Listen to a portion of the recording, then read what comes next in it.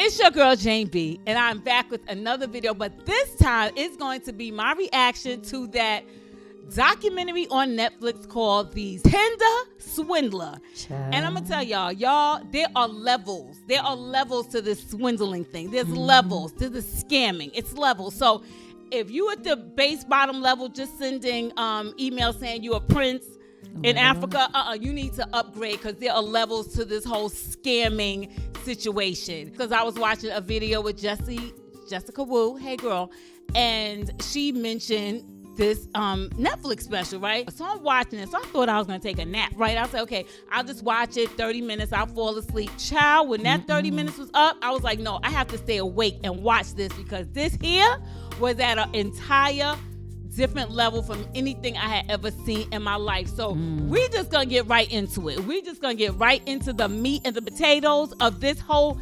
scammerization. And remember, there's levels, okay? So if you're a low-level scammer, you need to watch this, and maybe you shouldn't, child, because you may get in trouble. But anyway, Don't do it. so the documentary basically is about 3 women that they focus on, right?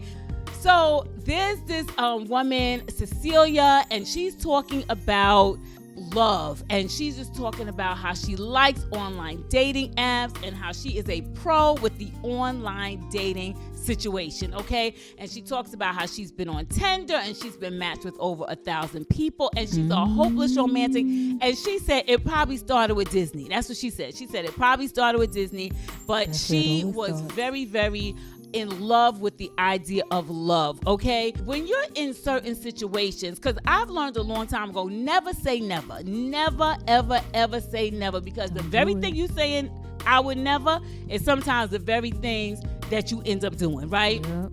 So, because I'm watching this and I'm like, are these women crazy? But then I said, no, Jane, don't do that. Because, you don't know what, because remember I said there's levels to this thing. There's levels, and you don't know what level you would need to be on to get sucked in to the foolishness, right?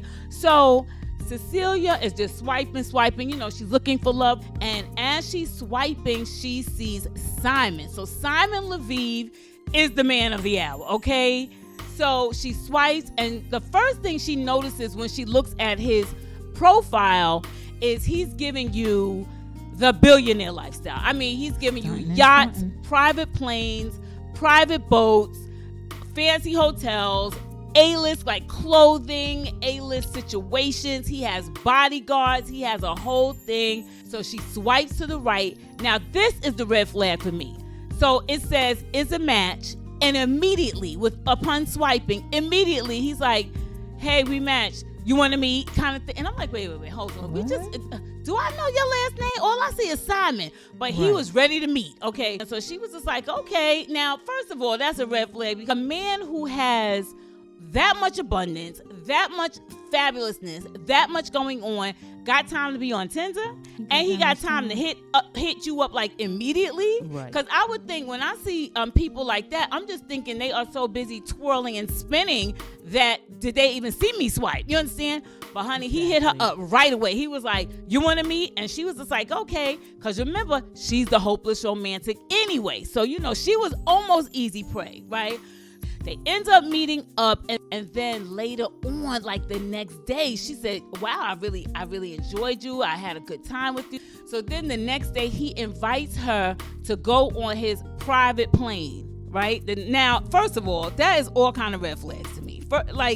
You don't know me. We're in the age of social media. You don't know who I know. You don't know the connect. You don't know nothing about me, but you are willing to put me on a private plane.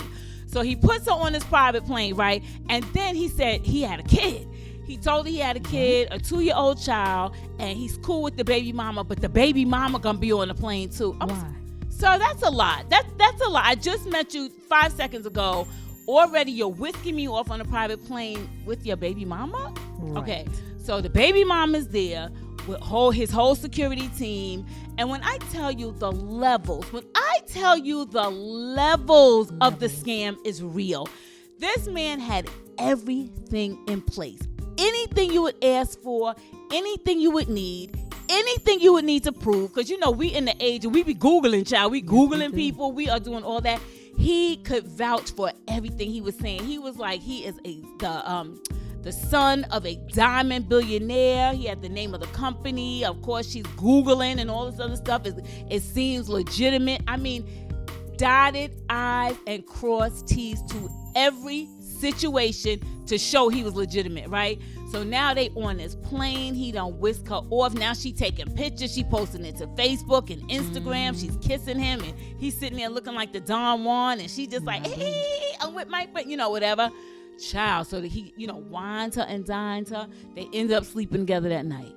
Girl. So you was easy pickings, girl. So they ended up sleeping together that night. And she said when they was sleeping together, he had scars on his back. And she was like, what is scars for? And then he said, that's when I was in jail in South Africa. I mean, the stories was unreal. So she was like, he's feeding this in, and he's conditioning her. He's drawing her in. He's making her feel like I'm amazing. I'll do this, but I've been through something. That's basically what he's letting her know. Like, I'm amazing, but I've been through some things. It ain't been that easy for me. So now he's reeling her in, and he's sending her flowers. So now this young lady is from Oslo, Norway. And so she now goes to Oslo, and she was like, oh, I'm missing you. I wish you could come. And he shows up. He shows up. So he's in Oslo. He done met the mama. He done met the family. And next thing you know, and this is, keep in mind, the time span of this whole story with Cecilia is a month. Keep that in mind.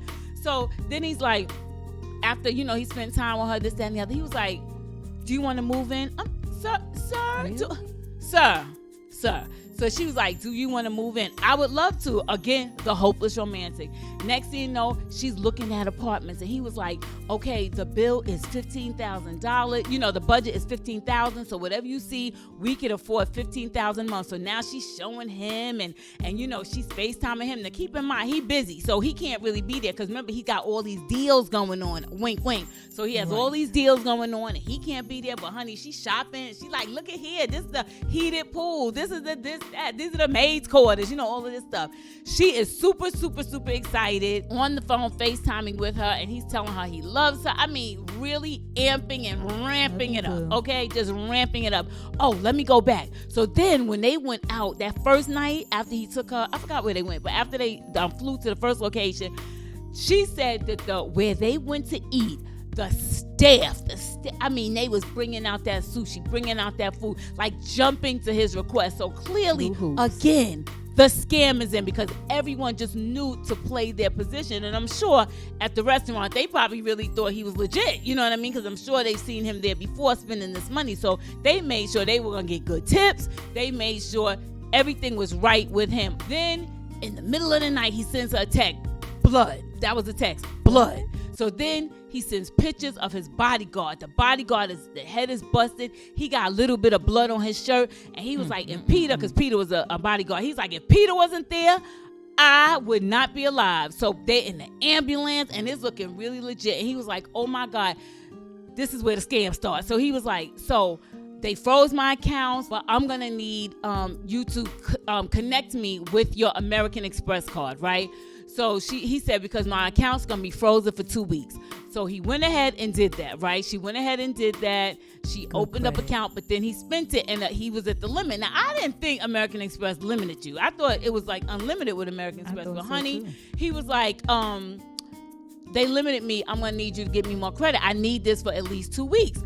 So now this lady's like, I don't have the money like this. So he said, well, open up an account, or better yet, I'll say you're one of my employees and you make this much money. And if you make this much money, then they can give you more credit. And sure enough, that's what they did. So she's opening all these things in her name. Keep that point in mind, okay? She's opening up all these credits, these loans. So everything is totaling up to like $250,000, right? So now she's putting out all this money, and she says he needs this because he's taking out clients, and he needs to fly here, and he has to make sure he's still doing the business part, even though, they froze his account. So she's sending it, and I can feel that she was feeling a little apprehensive, but she felt like, this is my man. And keep in mind, Simon is a professional. This man done vetted this chick, because remember, when you're being scammed and when you're being groomed, they're asking you all the pertinent questions. They are adding the 2, 1 + 1 = 2, 5, 6, 7. Right. Now I know how to Mathematics. scam and what angle to go to you at. You know what I'm saying? So that's exactly what happened. So now this chick is feeling all kinds of bad. And she's like, well, this is my boyfriend. I have to do this. And child, once she kind of started to figure it out, he's like, oh, I'm going to send you a check. I mean, he had the credit professional. He had all the bank statements. Oh, I've covered this much money. I've done that.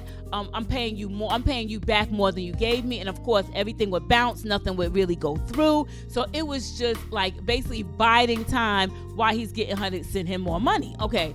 Finally, when the ruse was up, when she finally figured it out, she said, because she saw nothing was really panning out, no money was hitting her account, she couldn't pay back these creditors, she blocked him. But then he had her mother's number, and he had the nerve, honey, the nerve, got mad because she blocked her. So now he's like, payback is a B and all this other stuff.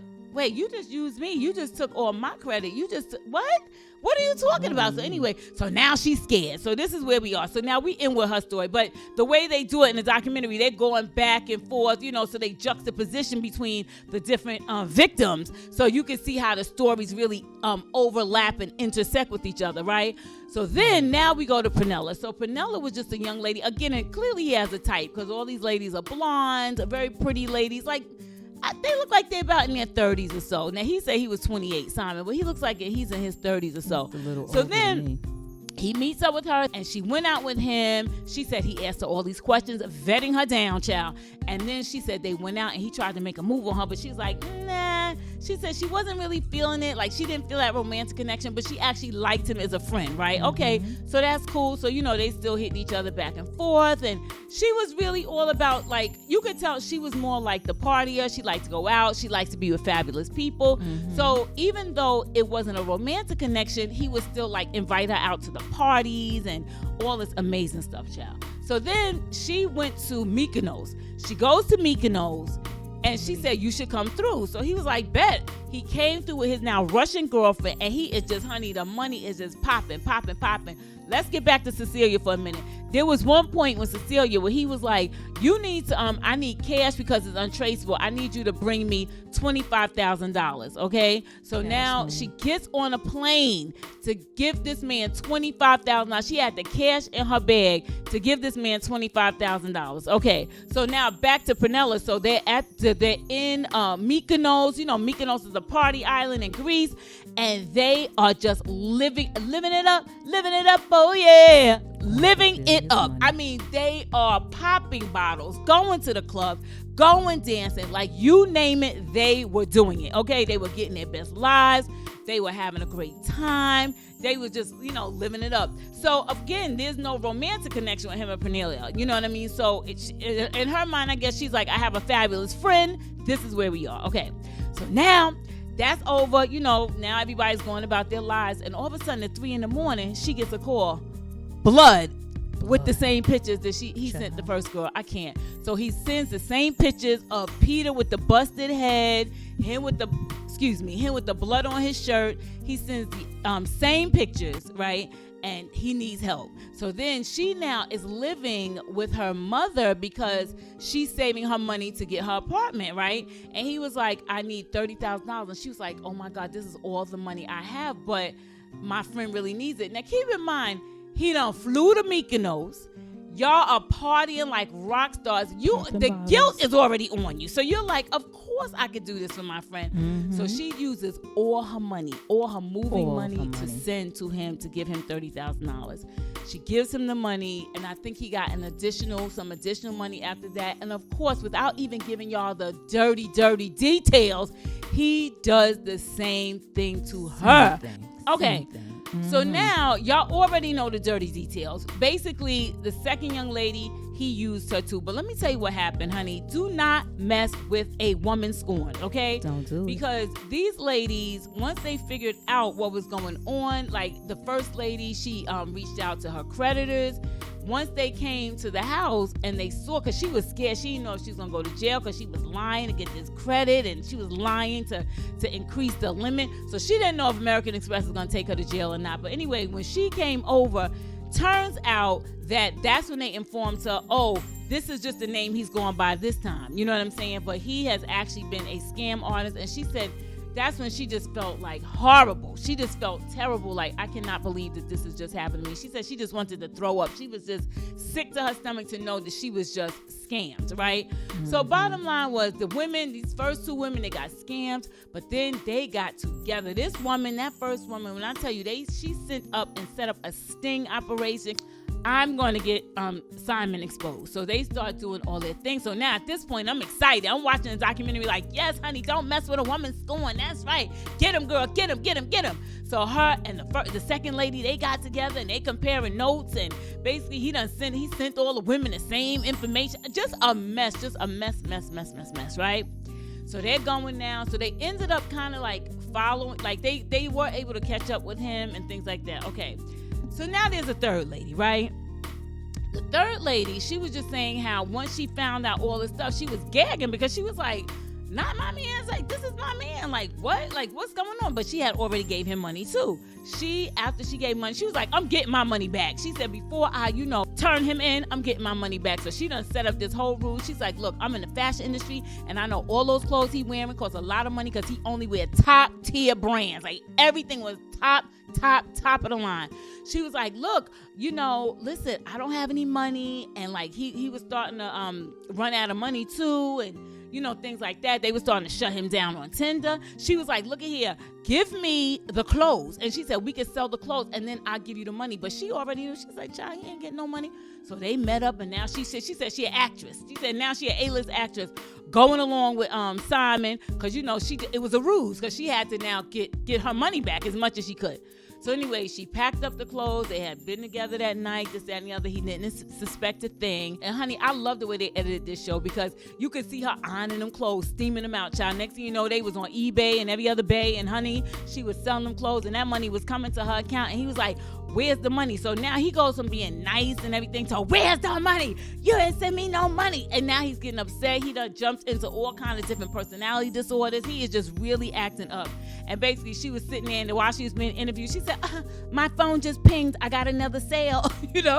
Sorry, Simon. Anyway, so then Simon figured out that she was like, in on the rules, and he was mad. He was upset. But of course, then she turns him in. Bottom line was, after all of this, Simon, they were finally able to catch up with him, right? They were able to catch up with him. But at this point, he had done so much damage. I think the thing for me that just I could not get over was just the levels. I keep saying that. The levels of the trickery, the levels of the scam. This guy seems so legit. Listen, we are in the age where we are all detectives, child. Whether you like it or not, everybody's a detective.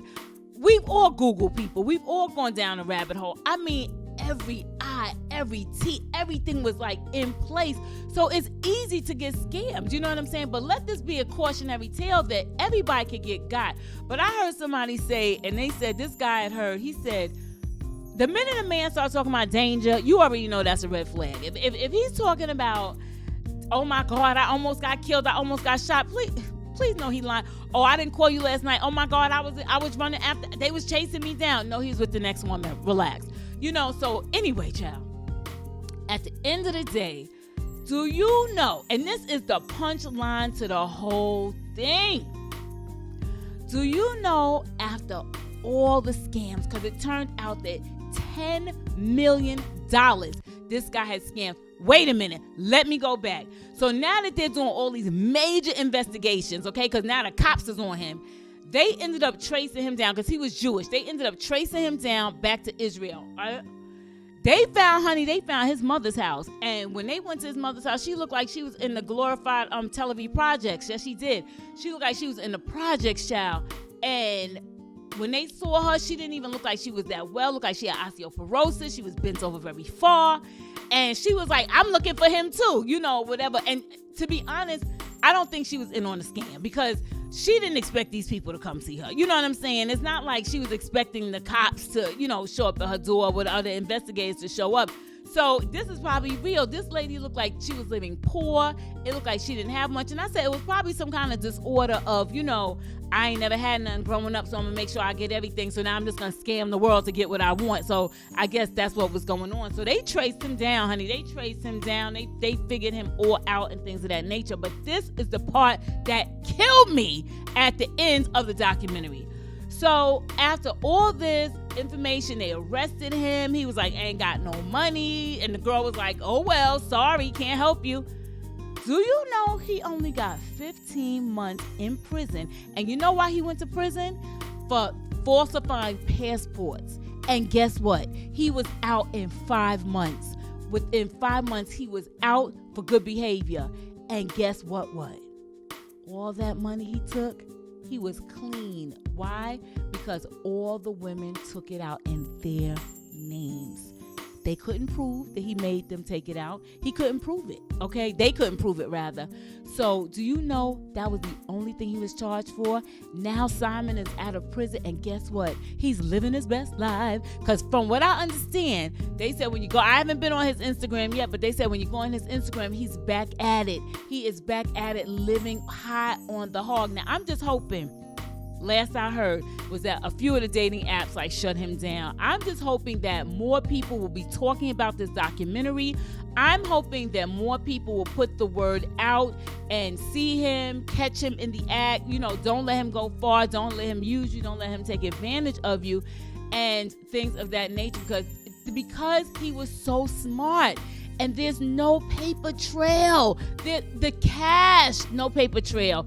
You release the credit cards are in your name. No paper trail. This man is out not owing a dime. $10 million. And this man is not under any obligation to pay this back or anything. Still living good. And by the end of the documentary, when they give you where they are now kind of thing, these ladies are still paying this debt back. Now, what I'm hoping is, since it is a Netflix special, I'm going to need y'all to give these people some money. I'm going to need y'all just to throw them a few coins and help them get out of debt. I'm hoping they did make money, something from the documentary, and they can pay off this debt. But this man is still out here living free. But Simon, you gonna get God. You may not have gotten God yet, but you gonna get God. Somebody gonna see you and get you. They gonna stick you. You better watch out, because you out here running through people's credit.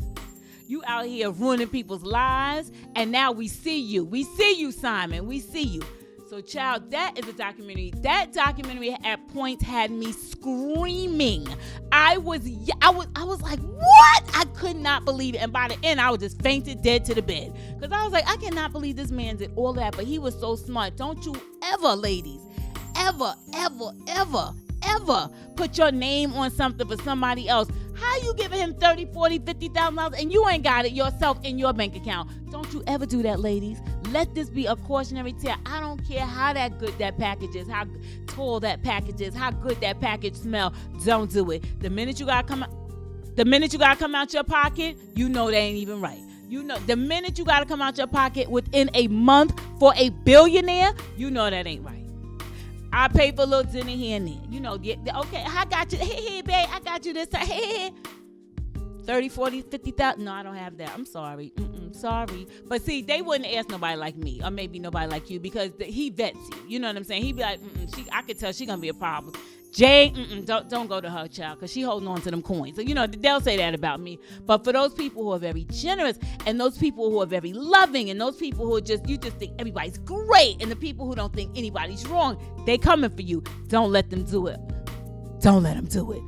Y'all, child, that was it. I probably skipped so many things in this documentary, but y'all need to go ahead and watch it. So any holes I skipped, y'all can fill them in when you watch it, because, honey, this was a doozy, child. And so I probably will come back and do more of these, because I like the little reaction, like story time, acting like it's my story, but it's their story. But I like these kind of reactions to do. So y'all check it out. It's called The Swindling Demon. No, it's not The Swindling Demon. It's the Tinder Swindler. That's it. The Tinder Swindler. Y'all check it out. It's on Netflix. Y'all already know who I am. It is Jane B, your girl. Okay? Drop down in the comment section if you know how you feel about this. What would you have done? Have you ever been scammed? Have you ever been scammed to this level, or what levels have you been scammed to? I would love to know, child. This is a good conversation for the comment section. But anyway, y'all, it's your girl Jamie. Please like, comment, and subscribe, and throw the thumbs up so you can keep in touch with me for the next time I upload, okay? And you can check out my merchandise. It's basically like hair products and some body products, child, and my Blackhairgrows T-shirts. And so y'all can check those out. And until the next time, peace.